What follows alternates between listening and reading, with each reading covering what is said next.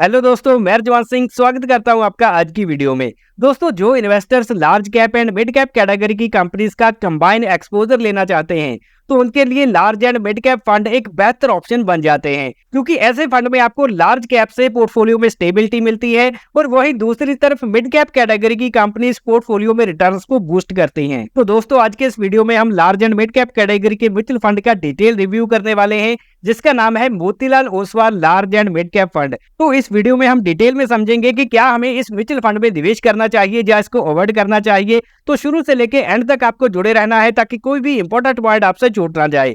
तो आइए बिना समय को वेस्ट किए शुरू करते हैं बेसिक डिटेल से। तो यहाँ पर सबसे पहले अगर हम Motilal Oswal large and mid cap fund का एयूएम साइज देखें, वो इस समय हो चुका है 9,176 करोड़ का। तो यहाँ पर एयूएम साइज हमें अच्छा खासा दिखाई दे रहा है। तो यहाँ पर हजारों लोगों ने इस म्यूचुअल फंड में निवेश कर रखा है। और वहीं अगर हम एनएवी की बात करें, वो इस समय 36 की है। तो जैसे शेयर का प्राइस होता है उसी तरह से म्यूचुअल फंड में एनएवी होती है। तो जब हम म्यूचुअल फंड में बाइंग करते हैं तो हमें एनएवीज अलॉट होती हैं। और इसके बाद अगर हम एक्सपेंस रेशियो की बात करें तो हमारे म्यूचुअल फंड को मैनेज करने के लिए सालाना फंड हाउस द्वारा हमसे जो फीस वसूल करी जाती है उसको एक्सपेंस रेशियो बोला जाता है। तो यहाँ पर सालाना एक्सपेंस रेशियो 0.68% की दिखाई दे रही है।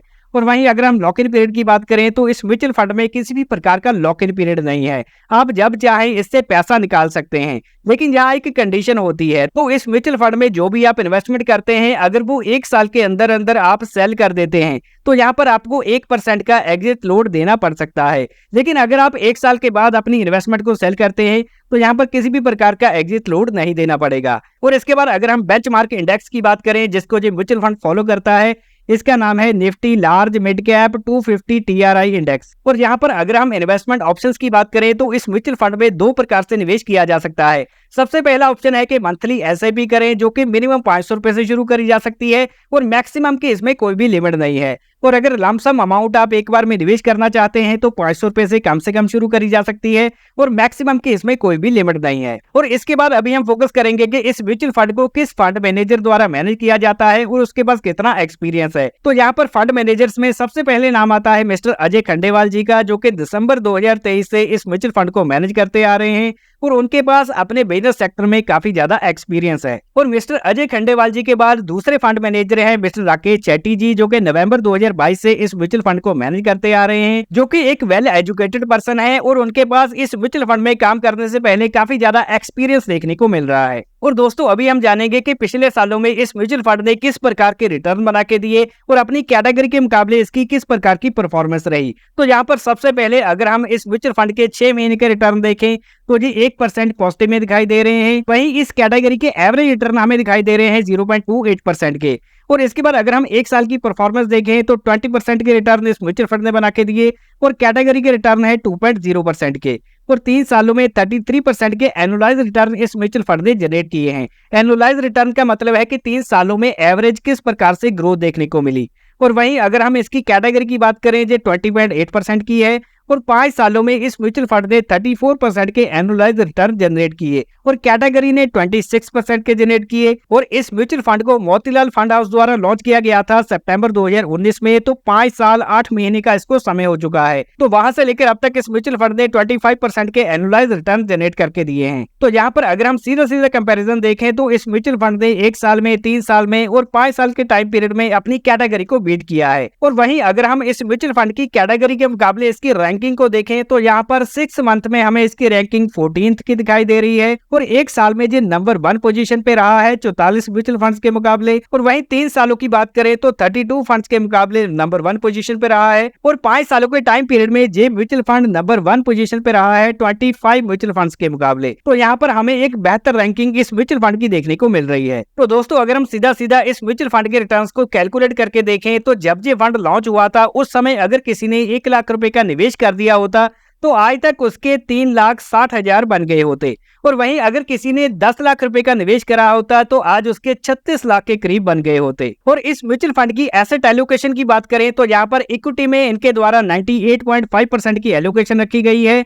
तो यहाँ पर देखा जाए तो तकरीबन सारा पैसा इस म्यूचुअल फंड द्वारा निवेश किया जा चुका है। और वहीं डेट कैटेगरी में इस म्यूचुअल फंड ने 1.4% का निवेश किया है और कैश में 0.1% इनके पास अवेलेबल है। तो जैसे कि हमने वीडियो के शुरू में बात की थी कि ये large and mid cap category के म्यूचुअल फंड है, तो इसने मिड कैप कैटेगरी की कंपनीज में 37.8%, लार्ज कैप में 36% और स्मॉल कैप कैटेगरी की कंपनीज में 21.6% की एलोकेशन करके रखी है। और इस म्यूचुअल फंड में जिन निवेशकों ने पैसा निवेश किया है उसको फंड मैनेजर ने डिफरेंट सेक्टर्स में लगाया है। तो कौन कौन से सेक्टर हैं आइए देख लेते हैं। सबसे पहले यहाँ पर कैपिटल गुड्स में 31% और इसके बाद सर्विसेज सेक्टर में 16%, फाइनेंशियल सेक्टर में 12%, कंज्यूमर डिस्क्रिशनरी 6% और कंस्ट्रक्शन सेगमेंट में 5.8% का निवेश करके रखा है। और Motilal Oswal large and mid cap fund की टॉप 5 होल्डिंग कंपनीज में सबसे पहले नाम आता है एटर्नल लिमिटेड का।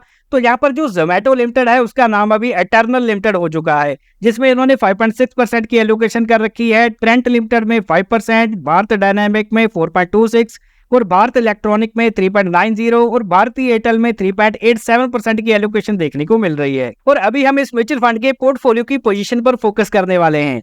तो यहाँ पर सबसे पहले नंबर ऑफ स्टॉक्स की बात करें तो यहाँ पर 31 है। तो फंड मैनेजर द्वारा ग्रोथ स्ट्रेटजी को फोकस किया गया है, यहाँ पर कम स्टॉक्स रख के उन पर फोकस किया गया है। तो यहाँ पर फंड मैनेजर द्वारा टॉप 5 स्टॉक्स में 23% और टॉप 20 कंपनीज में 73% की एलोकेशन रखी गई है। तो यहाँ पर कम कंपनीज पर कॉन्सेंट्रेशन करके ग्रोथ जनरेट करने पर फोकस किया गया है।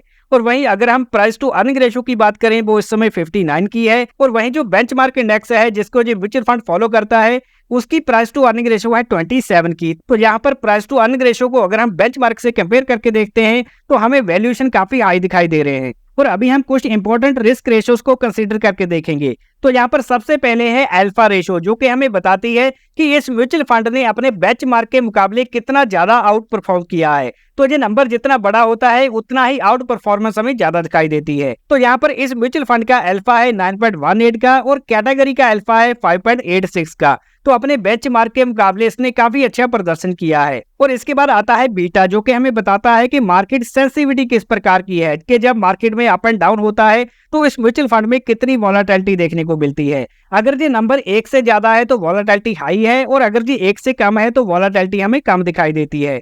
तो यहाँ पर हमें इसका बीटा 1.08 का दिखाई दे रहा है।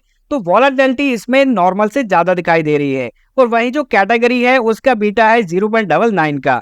और अगर हम शार्पी रेशो की बात करें जो हमें ये बताती है कि कितना रिस्क लेकर रिटर्न जनरेट किया गया है, तो ये नंबर जितना बड़ा होगा उतना रिस्क हमें कम दिखाई देता है। तो यहाँ पर शार्पी रेशो 1 की है, तो यहाँ पर रिस्क ज्यादा लेकर रिटर्न को जनरेट किया गया है। और वहीं हम large and mid cap category की शार्पी रेशो की बात करें वो है 6 की। तो यहाँ पर कैटेगरी के मुकाबले इस म्यूचुअल फंड की रिस्क रेशो ज्यादा है। और इसके बाद आती है टर्नओवर रेशो, कि एक साल में म्यूचुअल फंड मैनेजर द्वारा अपने पोर्टफोलियो को कितना चेंज कर दिया जाता है। तो यहाँ पर एक साल में 41% तक पोर्टफोलियो को चेंज किया जाता है। तो ये टर्नओवर रेशो जितनी कम हो उतना एक म्यूचुअल फंड में ज्यादा स्टेबिलिटी मानी जाती है। लेकिन दूसरी तरफ अगर हम देखें तो ज्यादा टर्नओवर रेशो के चलते अगर रिटर्न भी ज्यादा जनरेट किए जाते हैं तो इसको जस्टिफाई किया जा सकता है। और दोस्तों अभी हम एक काफी इंटरेस्टिंग कंपैरिजन करने वाले हैं कि पिछले 5 सालों में अपने कॉम्पिटिटर्स के मुकाबले इस म्यूचुअल फंड ने किस प्रकार के रिटर्न बना के दिए। तो यहाँ पर 5 साल का हमने डाटा लिया है। तो अगर हम सबसे पहले देखें तो ICI prudential large and mid cap ने 294% के रिटर्न बना के दिए और HDFC large and mid cap ने 286% के और कोटक इक्विटी अपॉर्चुनिटी फंड ने 230% के। और वहीं जो ब्लू लाइन आपको दिखाई दे रही है ये मोतीलाल ओसवाल की है, जिसने पिछले 5 सालों में 320% के रिटर्न बना के दिए हैं। तो यहाँ पर अपने कॉम्पिटिटर्स के मुकाबले इस म्यूचुअल फंड ने काफी बेहतर रिटर्न जनरेट किए हैं। तो अगर हम इसको सीधा सीधा समझने की कोशिश करें, अगर किसी व्यक्ति ने आज से 5 साल पहले 1 लाख रुपए का निवेश इस म्यूचुअल फंड में कर दिया होता तो आज उसके 4,20,000 बन गए होते। और दोस्तों अगर हम इस म्यूचुअल फंड की करंट पोजीशन को देखें तो इसने अपना ऑल टाइम हाई बनाया था दिसंबर 2024 में 38 का। तो वहां से लगातार इसमें गिरावट देखने को मिली मार्च 2025 तक 28 रुपए तक, लेकिन 28 रुपए से अभी ये 36 रुपए तक रिकवर कर चुका है। तो अपनी कैटेगरी के दूसरे फंड्स के मुकाबले इस म्यूचुअल फंड में हमें काफी बेहतर रिकवरी देखने को मिली है। तो दोस्तों अभी आपके मन में सवाल चल रहा होगा कि क्या हमें इस म्यूचुअल फंड में निवेश करना चाहिए या इसको अवॉइड करना चाहिए। तो देखिए अगर हम अब तक के किए गए एनालिसिस के बेस पर देखें तो इस म्यूचुअल फंड में हमें काफी सारी एडवांटेजेस देखने को मिली। सबसे पहली एडवांटेज जहां हमें देखने को मिल रही है कि इसकी एक्सपेंस रेशो 0.65% की है, जो कि अपनी कैटेगरी के म्यूचुअल फंड्स के मुकाबले कम है। और इसके बाद अगर हमने 1 साल, 3 साल और 5 साल का कंपैरिजन देखें तो इसने अपनी कैटेगरी एवरेज से बेहतर रिटर्न बना के दिए हैं। और इसके बाद इस म्यूचुअल फंड ने हायर अल्फा जनरेट किया है, तो अपने बेंचमार्क के मुकाबले भी काफी बेहतर परफॉर्म किया है। और अगर हम नंबर 4 पे देखें तो इस म्यूचुअल फंड की जो रैंकिंग है वो टॉप पोजीशन पे रही है अपनी कैटेगरी के म्यूचुअल फंड्स के मुकाबले। तो ओवरऑल अगर देखा जाए तो ये म्यूचुअल फंड काफी बेहतर परफॉर्मर दिखाई दे रहा है। तो अगर आपका रिस्क प्रोफाइल एग्रेसिव है और आप मार्केट की हाई वोलेटिलिटी को झेल सकते हैं और पोर्टफोलियो कंसंट्रेशन रिस्क को समझते हैं और साथ ही साथ आपका जो इन्वेस्टमेंट होराइजन है वो 5 से 10 साल का है, तो आपके लिए ये म्यूचुअल फंड एक अच्छा विकल्प साबित हो सकता है। लेकिन किसी भी म्यूचुअल फंड में इन्वेस्ट करने से पहले आपको इससे जुड़े हुए सभी रिस्क को जान लेना चाहिए। तो ये जो म्यूचुअल फंड इन्वेस्टमेंट है ये मार्केट जोखिमों के अधीन होती है, तो इसमें मिलने वाले रिटर्न्स की कोई भी गारंटी नहीं होती और किसी भी म्यूचुअल फंड की पास्ट परफॉर्मेंस ये निर्धारित नहीं करती कि आने वाले टाइम में भी उसी प्रकार के रिटर्न मिलेंगे। और हम किसी भी इन्वेस्टमेंट स्कीम को प्रमोट नहीं करते, क्योंकि हमने ये वीडियो बनाया है केवल एजुकेशन पर्पस के लिए। तो किसी भी प्रकार की इन्वेस्टमेंट करने से पहले अपने इन्वेस्टमेंट एडवाइजर से कंसल्ट करें और इन्वेस्टमेंट से रिलेटेड सभी डॉक्यूमेंट्स को ध्यान से पढ़ें। और अगर ये वीडियो आपको जानकारी से भरपूर लगा हो, इसको लाइक जरूर करें, दोस्तों के साथ ज्यादा से ज्यादा शेयर करें। वीडियो पूरा देखने के लिए मैं जवन सिंह आपका धन्यवाद करता हूँ। मिलते हैं अगले वैल्यूएबल वीडियो में।